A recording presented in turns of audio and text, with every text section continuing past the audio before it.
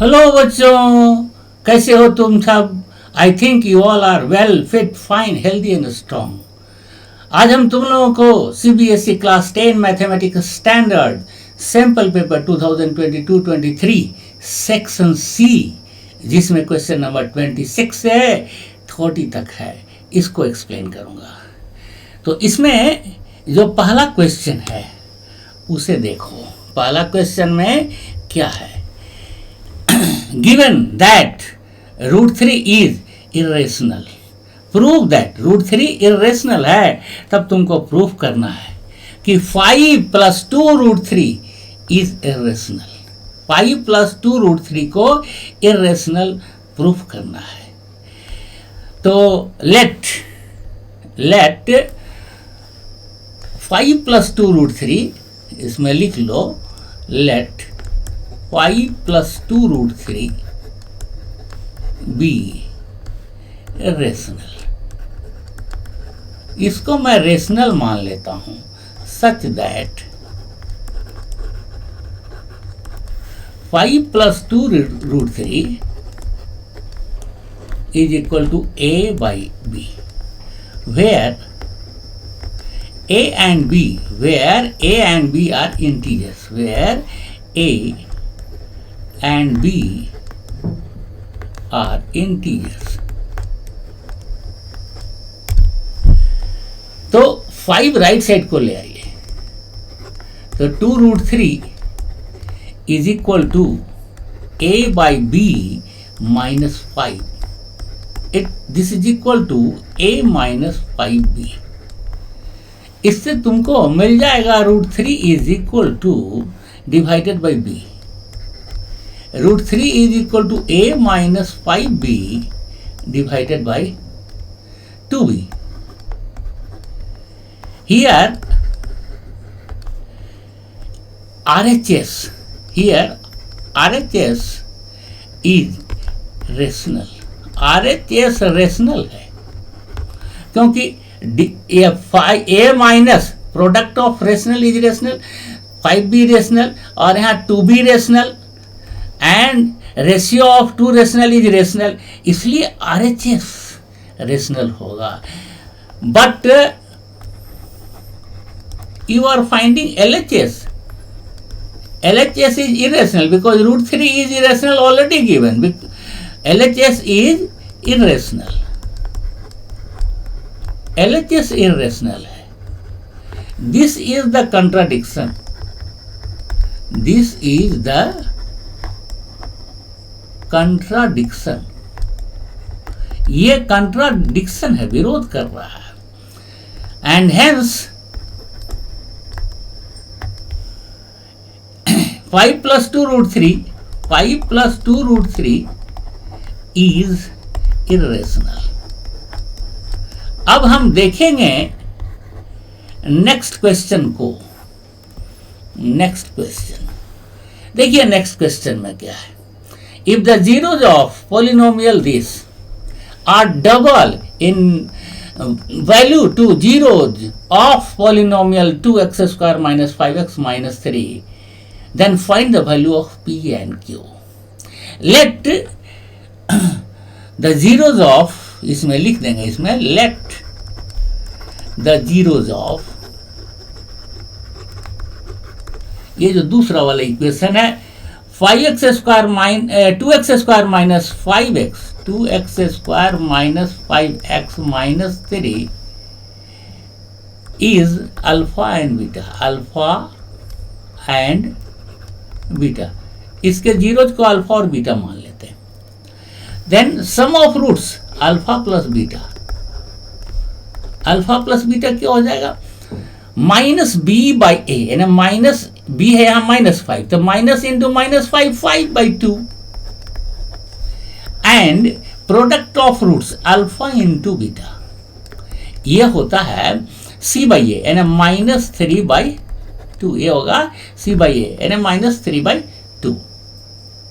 देखिए इसका डबल है, इसका डबल है, का मतलब है कि 2 अल्फा, अगर हम पहला इक्वेशन x² + px + q का रूट जीरोज क्या हो जाएगा 2 अल्फा, क्योंकि यहाँ डबल इन वैल्यू, डबल है, इसके जीरो का डबल है, मतलब इसमें अगर अल्फा है तो इसका 2 अल्फा पहला रूट, इसमें अगर बीटा है तो दूसरा रूट इसका 2 बीटा होगा। तो इसमें sum of roots 2 alpha plus 2 beta, ये क्या होगा, b by A minus B by A minus P by 1 यानी माइनस पी, ये होगा, क्योंकि sum of roots minus B by A होता है, यहाँ माइनस इंटू पी बाई 1 है ना माइनस पी।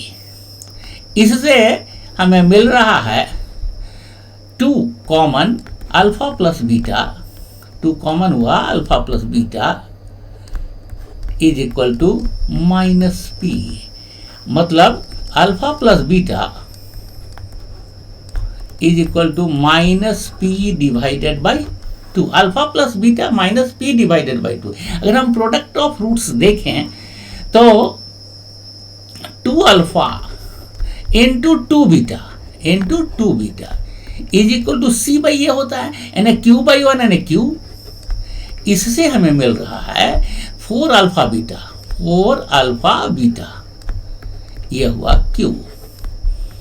तो यहां हम देखेंगे तो alpha into beta Q by 4, alpha into beta Q by 4, हमें यह चीज मिल रहा है, alpha plus beta minus P by 4।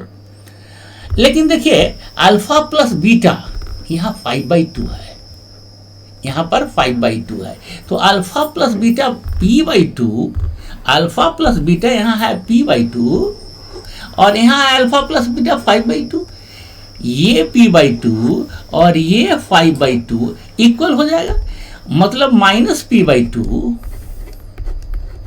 Is equal to 5/2। तो इससे हमें मिला माइनस p इक्वल टू 5 यानी p इक्वल टू माइनस 5। दूसरी ओर देखें तो आपको क्या दिख रहा है, alpha into beta equal to Q by 4 और यहाँ अल्फा इंटू बीटा मैंने निकाला है -3/2, ये -3/2, तो मतलब -3/2 is equal to Q by 4, -3/2 equal to Q by 4, -3/2 is equal to q by 4. In the sense 2q is equal to -12। इससे तुमको मिलेगा q का वैल्यू -12/2 यानी -6। p और q मिल गया। अब हम नेक्स्ट क्वेश्चन यानी 27th क्वेश्चन हम देखेंगे। 28 नंबर 28 में क्या है, a train covered a certain distance at a uniform speed. If the train would have been 6 km/h faster, it would have taken 4 hours less than the scheduled time. And if the train were slower by 6 km/h, it would have taken 6 hours more than the scheduled time. Find the length of journey.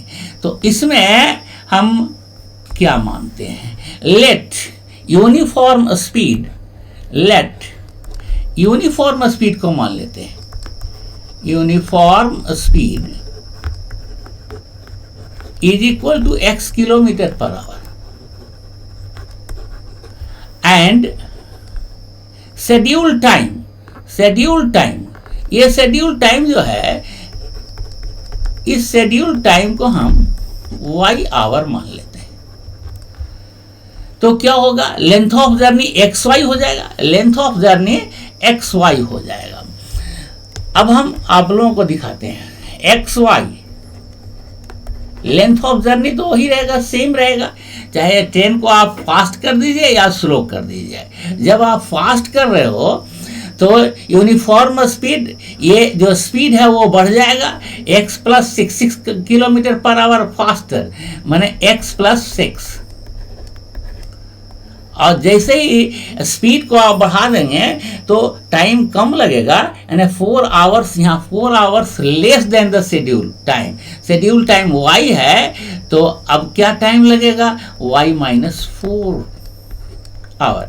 तो x plus 6 into y minus 4 XY का value हुआ। तो this implies, अब हम यहाँ लिखते हैं XY is equal to, आपको यहाँ XY मल्टीप्लाई कर देते हैं, minus 4x plus 6y minus 24। इसको सॉल्व करोगे तो XY से XY कैंसिल हो गया, तो आपको यहाँ पर मिल जाएगा 4x, लेफ्ट साइड ले आइए तो 4x माइनस 4x हो गया, minus 6y is equal to right side minus 24 हो रह गया। अब हम इसमें दोनों तरफ 2 से डिवाइड कर देते हैं, उससे क्या होगा कि 2x minus 3y is equal to minus 12। ये आपका इक्वेशन नंबर 1 हो गया। अब दूसरी तरफ, if the train were 6 kilometre per hour slower it would have taken 6 hour. अगर ट्रेन का स्पीड कम जाएगा तो क्या होगा, टाइम ज़्यादा लगेगा, यानी शेड्यूल, ये लेंथ ऑफ जर्नी तो XY ही रहेगा ना। तो this XY is equal to, speed कम जा रहा है, x माइनस 6 हो जा रहा है, और टाइम क्या हो जा रहा है, 6 आवर कम रहा है, यानी y माइनस 6। अब इस इक्वेशन को सॉल्व कीजिए, आपको मिलेगा XY is equal to XY minus 6x, XY minus 6x minus 6y, और 6 इंटू 6 36 माइनस 6 इंटू, एक्चुअली यहाँ हमारे पास प्लस है क्योंकि टाइम बढ़ जा रहा है, टाइम कम नहीं रहा है ना। स्पीड अगर कमा तो टाइम बढ़ा, ये प्लस हो गया। तो XY is equal to XY plus 6x, x से मल्टीप्लाई करेंगे तो XY प्लस 6x, और जब माइनस 6 से मल्टीप्लाई करेंगे तो माइनस 6y माइनस 36, ये माइनस 6 से मल्टीप्लाई करेंगे तो माइनस 6y माइनस 36। अब यहाँ भी XY से XY कैंसिल हो जाएगा, ये XY और XY कैंसिल हो गया। अब यहाँ माइनस, ये 6x लेफ्ट साइड आकर के क्या बन जाएगा, माइनस 6x, और minus 6y plus 6y is equal to 36। ठीक है, मैंने x से पहले मल्टीप्लाई किया था तो XY प्लस 6x, क्योंकि if the train were 6 slower का मतलब है माइनस 6, तो टाइम लग गया y प्लस 6। ठीक है, तो ये हुआ 36। अब हम 6 से जब डिवाइड कर देंगे, माइनस 6 से डिवाइड कर दीजिए तो क्या हो जाएगा, x plus y, x minus y, क्योंकि माइनस 6 से डिवाइड करने पर ये हो गया x और ये हो गया माइनस y, और इधर हो जाएगा 6 6 36 माइनस 6। अब आपके पास 2 इक्वेशन है, ये सेकंड इक्वेशन, फर्स्ट इक्वेशन और सेकंड इक्वेशन।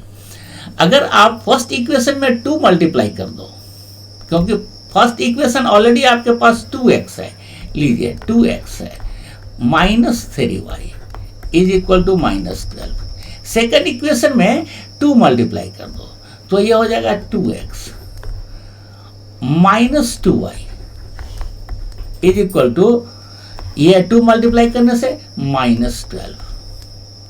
अब क्या हो जाएगा, माइनस 12 यहाँ है, यहाँ भी माइनस 12, तो x माइनस वाई, माइनस 6 से डिवाइड किया है आपने, और यहाँ जो हमारे पास था ये माइनस 36 है ना, मेरे पास माइनस 36 है, तो ये माइनस 36 यहाँ था मेरे पास। माइनस 6 से मैंने जब डिवाइड किया था तो x माइनस वाई और -6 से डिवाइड करने के बाद ये minus divided by minus plus plus 6 हो गया है। और इसमें मैंने 12 से मल्टीप्लाई किया, 12 से मल्टीप्लाई किया या 2 से मल्टीप्लाई किया तो ये तो प्लस 12 हो गया।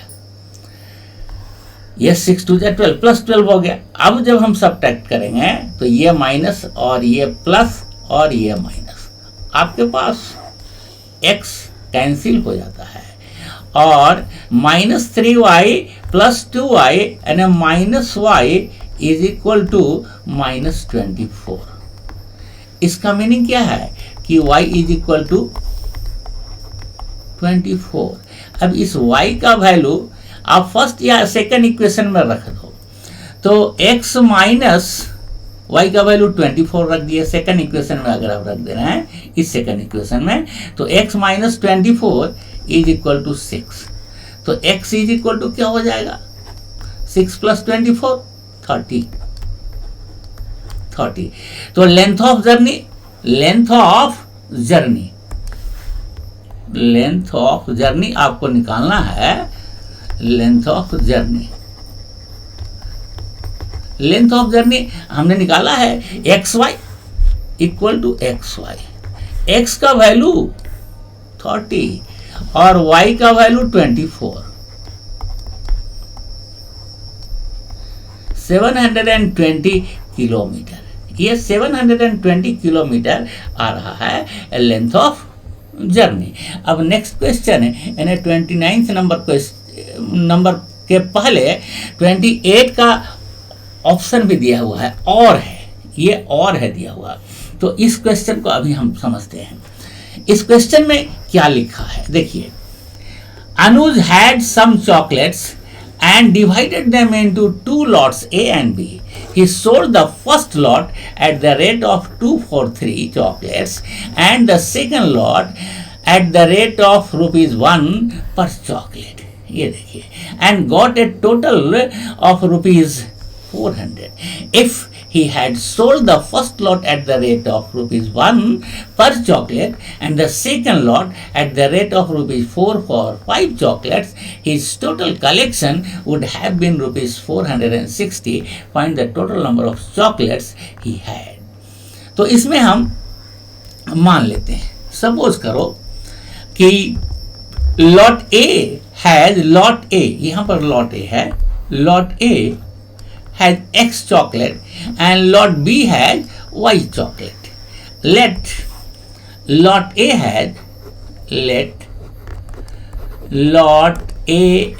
has X chocolates and lot B has Y chocolates. Lot A में एक्स चॉकलेट और लॉट बी में वाई चॉकलेट। सिंपल सा बात है। तो अब हम देखते हैं, लॉट ए में एक्स चॉकलेट है, यहां देखिए क्या कह रहा है कि ही sold the first at the rate of 2 for 3, मतलब 3 चॉकलेट का कीमत है ₹2, तो 1 का 2/3, 1 का 2/3, तो 2/3 x का क्या होगा 2x/3। इससे क्या बन जाएगा 2x divided by 3 rupees lot A में जो चॉकलेट है उससे मिलेगा, प्लस लॉट बी की बात करें तो ₹1 पर चॉकलेट, एक चॉकलेट बेच रहे हैं ₹1 में, तो वाई चॉकलेट कितने बेचेंगे, वाई रुपीज में बेचेंगे, वाई इंटू 1 वाई। अब ये टोटल कलेक्शन हो रहा है ₹400, दिस इज इक्वल टू 400।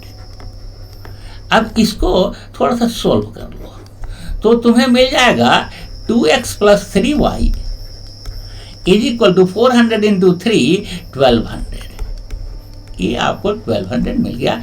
ये पहला इक्वेशन आपको हो गया। अब लीजिए दूसरा इक्वेशन हम कैसे बनाते हैं।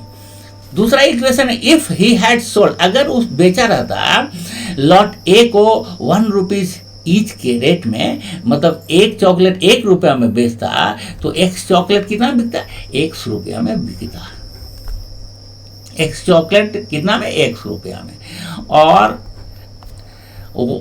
लॉट बी वाले चॉकलेट को कैसे बेच रहा है कि ₹4 फॉर 5 चॉकलेट्स, मीनिंग है 5 चॉकलेट का कीमत हो गया ₹4, तो 1 का 4/5, तो y का 4/5 into Y, 4y divided by 5, ये हो जाएगा 4y डिवाइडेड बाई 5।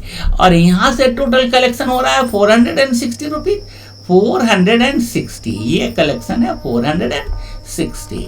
इसको सॉल्व करते हैं तो आपको मिलेगा 5x plus 4y is equal to 460 into 5, 2300। इसको मल्टीप्लाई कर दो, क्योंकि 5 से 30, 0 कैरी 3, 5 4 20 और 3 2300, ये आपको सेकेंड इक्वेशन हो गया। अब इसी दोनों फर्स्ट इक्वेशन और सेकंड इक्वेशन को इजीली सॉल्व कर सकते हैं। कैसे सॉल्व कर सकते हैं वो देखिए। फर्स्ट इक्वेशन में 2 मल्टीप्लाई कर दो। अगर फर्स्ट इक्वेशन में 2 मल्टीप्लाई कर देते हो, सॉरी ठीक है, फर्स्ट इक्वेशन में आप 5 मल्टीप्लाई कर दो, फर्स्ट इक्वेशन में 5 मल्टीप्लाई कर दो और सेकंड इक्वेशन में 2 मल्टीप्लाई कर दो। देखो इसके बाद 5 मल्टीप्लाई करने से क्या हो रहा है, 10x plus 15y is equal to 1200। ठीक है, अब इसमें सेकंड इक्वेशन में 2 मल्टीप्लाई कर दोगे तो 5 2 जा 10x प्लस क्या मल्टीप्लाई कर रहे हैं, 2 मल्टीप्लाई कर रहे हैं तो 4 2 जा 8y इज इक्वल टू 23 2 जा 4600। तो यहां देखिए, जब फर्स्ट इक्वेशन में मैंने मल्टीप्लाई किया था 5 से, तो ठीक है 5 2 जा 10x और 5 3 जा 15y, लेकिन 12 5 जा 60 होता है, 6000 यहाँ होता है, यहाँ 6000 होता है, यहाँ था 6000, यहाँ लिखना था तो हम लिख देते हैं 6000। अब ये क्या करेंगे, अब ये हमारे पास जो इक्वेशन आया है इसमें से इसको माइनस कर देंगे तो साइन बदल जाएगा, यहाँ क्या हो जाएगा, ये तो x कैंसिल हो गया और ये आपको 7x हो गया।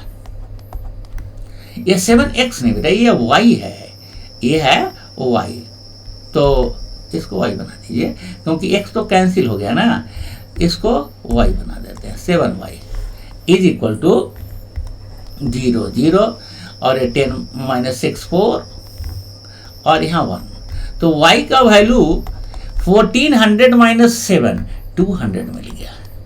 इस y का वैल्यू 200 या तो आप फर्स्ट इक्वेशन में रख दो या सेकंड इक्वेशन में रख दो। लो फर्स्ट इक्वेशन इस इक्वेशन में हम रख दे रहे हैं y का वैल्यू, तो क्या मिलेगा 2x प्लस 3y, 3 इंटू 200, सीधा 200 रख देने से 3 इंटू 200 600 इज इक्वल टू 1200। आपको 1200, 2x plus 600 is equal to 1200, यानी 2x इज इक्वल टू आपको मिल जाएगा 1200 माइनस 600 600, तो x इज इक्वल टू आपको हो गया 600 divided by 2 300। Find the total number of chocolates he had. तो टोटल नंबर ऑफ चॉकलेट्स, अब हमको लिखना है total number of chocolates, total number of chocolates ये कितना होगा, लॉट ए में x चॉकलेट है यानी 300 और लॉट बी में 200 चॉकलेट है माने 200, y यानी 200, तो 300 एंड 200 500 चॉकलेट्स, ये टोटल नंबर ऑफ चॉकलेट्स हो गया। अब हम नेक्स्ट क्वेश्चन देखेंगे तो क्या मिलेगा। नेक्स्ट क्वेश्चन में 29 नंबर क्वेश्चन है, तो आपको दिख रहा है 29 नंबर क्वेश्चन, बिल्कुल दिख रहा है। देखिए tan cube theta divided by 1 plus tan square theta plus cot cube theta divided by 1 plus cot square theta equal to sec theta into cos sec theta minus 2 sin theta cos theta, ये आपको prove करना है। तो इसका LHS ले लो, LHS हम ले रहे हैं। LHS में tan क्यूब थीटा के मीनिंग क्या है? tan क्यूब थीटा के मीनिंग है sin cube theta. tan cube theta के मीनिंग है sin cube theta divided bye cos cube theta, and this divided by 1 plus tan square theta. 1 plus tan square theta का क्या meaning है? 1 plus tan square को sin cos में बदल दो ना, sin square theta divided bye cos square theta. अब यहां पर प्लस दे दिया। cos क्यूब थीटा का मीनिंग है, या cot क्यूब थीटा के मीनिंग है cos cube theta divided by sin cube theta, and this divided by 1 plus cos square theta, क्योंकि cot स्क्वायर थीटा है, cos square theta divided by sin square theta. अब ये देखिए, अब ये sin cube theta divided bye cos cube theta, अब इसको solve कीजिएगा तो cos square theta plus sin square theta divided bye cos square theta है, तो cos स्क्वायर थीटा ऊपर चला जाएगा, रेसिप्रोकल हो जाएगा, divided by cos square theta plus sin square theta plus sin square theta. उसी तरह से यहां पर प्लस लेंगे तो cos cube theta divided by sin cube theta into sin square theta divided by sin square theta plus cos square theta, sin square theta plus cos square theta. ले लिए। अब इसका वैल्यू यहां देखिए, cos स्क्वायर थीटा, यहां है cos cube theta, तो cos square theta से cos स्क्वायर थीटा कैंसिल हो जाएगा, यहां cos थीटा नीचे बचेगा, और यहां पर बचेगा sin क्यूब थीटा, और cos square theta plus sin square theta 1 होता है, उसी तरह से यहाँ sin square theta plus cos square theta भी 1 होता है, ये आपको पता है। तो हमारे पास क्या मिल रहा है, sin cube theta divided by cos theta, यही बचेगा, प्लस यहां बचेगा cos cube theta divided by sin theta, ये बचेगा। अब यहां पर cos theta sin theta LCM हो जाएगा, तो cos थीटा से डिवाइड होने के बाद sin थीटा बचता है, जो sin क्यूब थीटा में मल्टीप्लाई होकर के sin 4 थीटा, प्लस यहां पर उसी तरह से ये हो जाएगा cos 4 थीटा।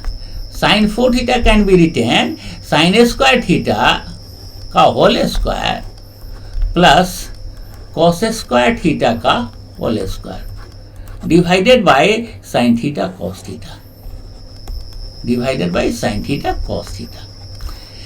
तो याद करो फॉर्मूला, ये फॉर्मूला याद करो, A square plus B square is equal to होता है ए प्लस बी का होल स्क्वायर, हम जस्ट फॉर्मूला याद करवा रहे हैं, -2ab। इस फॉर्मूला में इसको बैठा देंगे, ए के लिए यूज करेंगे sin स्क्वायर थीटा और बी के लिए यूज करेंगे cos स्क्वायर थीटा, तब तो इसका वैल्यू हमारे पास होगा sin square theta plus cos square theta का whole square -2 sin square theta cos square theta, square theta -2 sin square theta cos square theta, ये divided by sin theta cos theta, ये divided by sin theta cos theta. तो अब this is equal to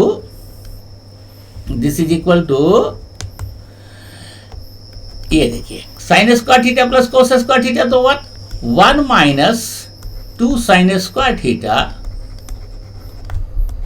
cos square theta divided by sin theta cos theta. इसको split करेंगे, sin square theta plus cos square theta का value यहाँ 1 रखे हैं, split करेंगे, तोड़ देंगे, तो 1 by sin theta cos theta, 1 by sin theta cos theta minus यहाँ sin square theta by sin theta है ना, उसी तरह से यहाँ हो जाएगा -2 sin theta cos theta, -2 sin theta cos theta. This is equal to, देखिए 1 by sine theta cos theta का क्या मीनिंग हुआ, 1 by cos theta into 1 by sine theta, 1 by cos theta क्या हो जाएगा सेक थीटा, और into 1 by sine theta cosec theta, cosec theta, ये cosec theta, cosec theta, sine sec theta into cosec theta, ये sec theta into cosec theta है,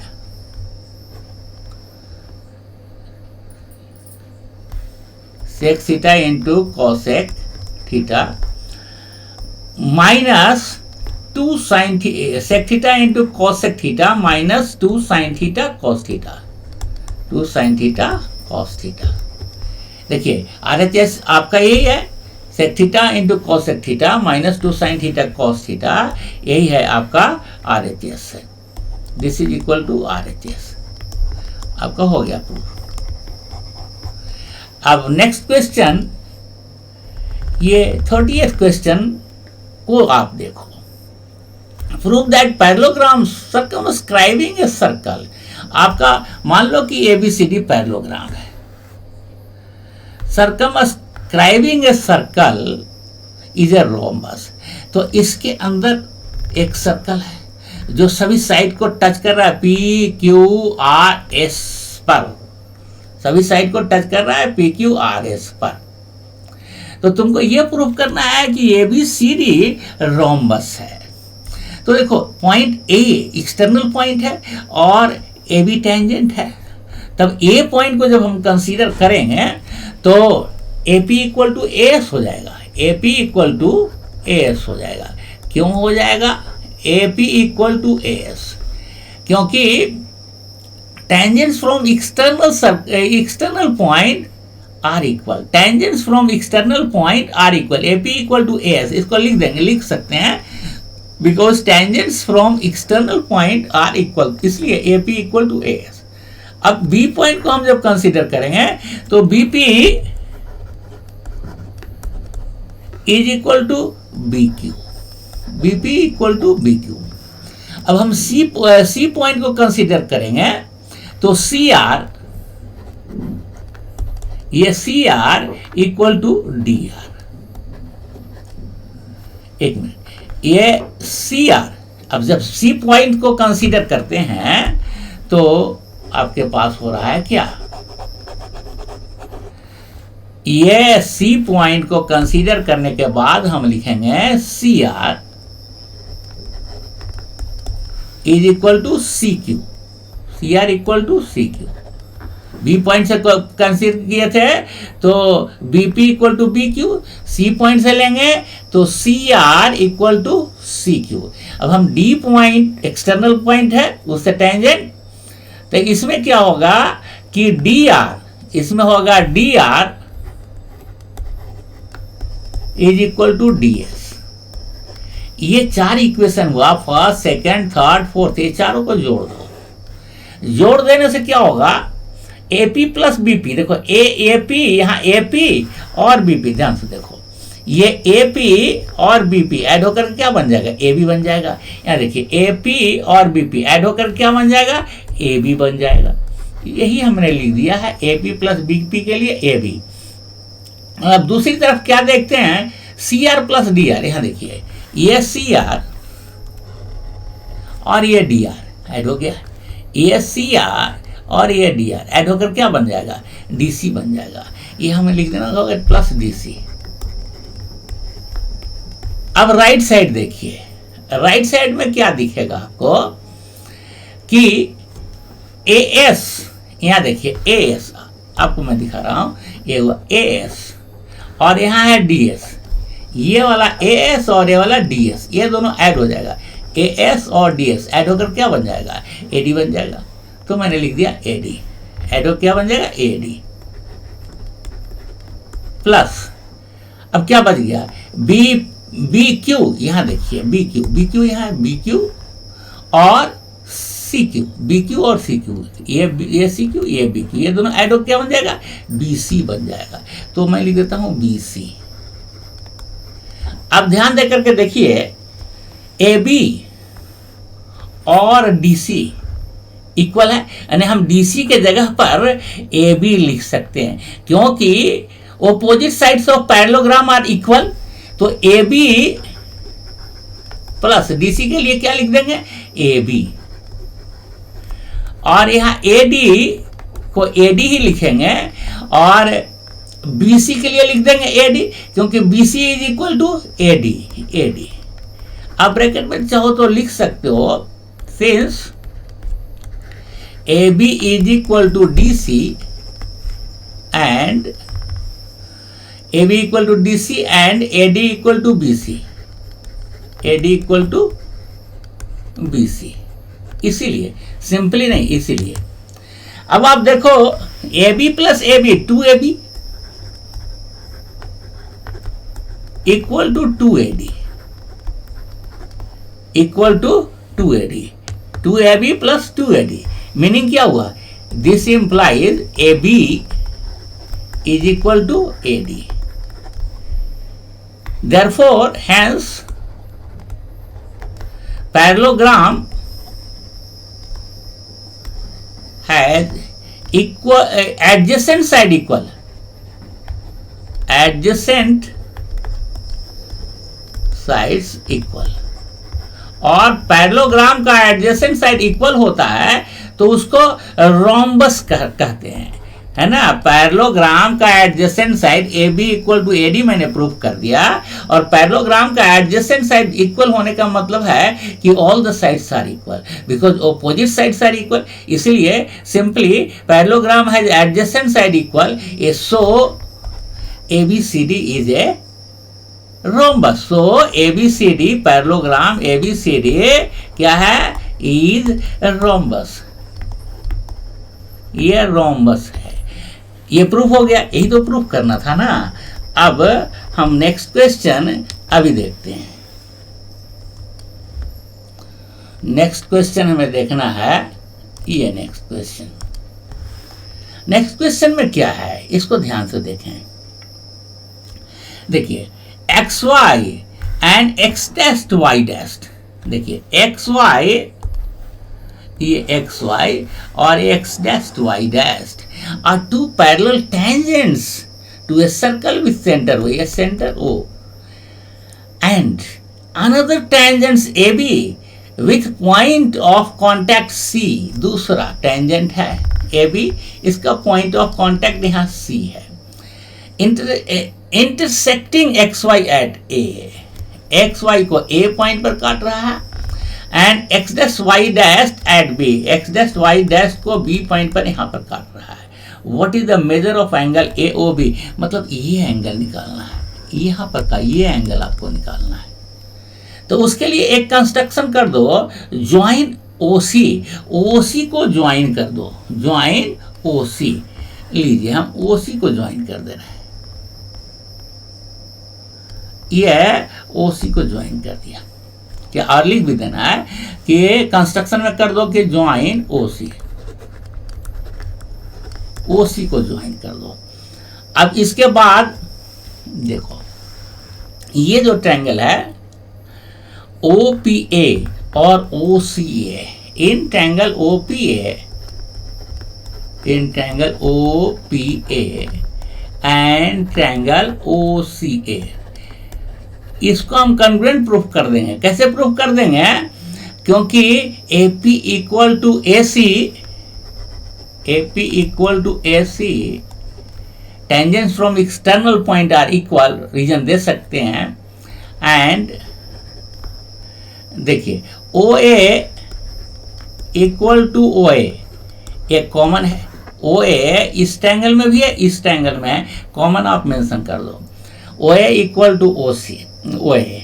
अब दूसरी बात O P equal to O C, O P equal to O C, क्योंकि radius है, ये दोनों ही रेडियस है सेम सर्कल का, तो रीजन दे सकते हैं। तो बाई एस एस एस, तो by S S S, by S S S congruency, triangle O P A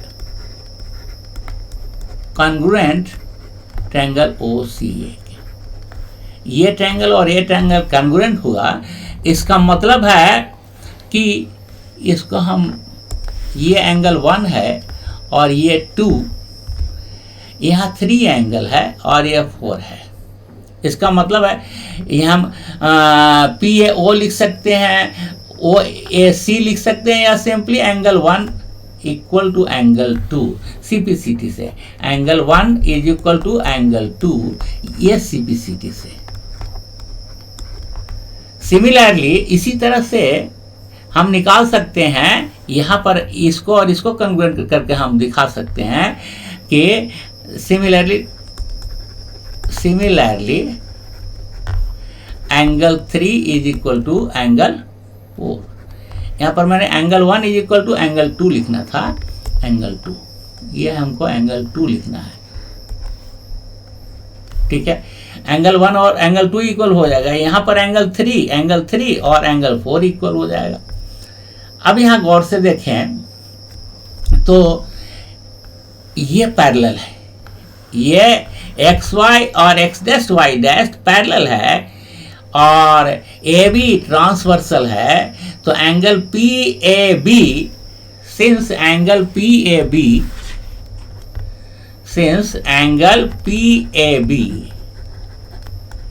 plus angle QBA, ये किसके बराबर होगा? 180 डिग्री के बराबर होगा, क्योंकि ये कोई इंटीरियर एंगल्स है। ये क्या है? कोई इंटीरियर एंगल है। अब देखिए PAB का मीनिंग क्या हुआ?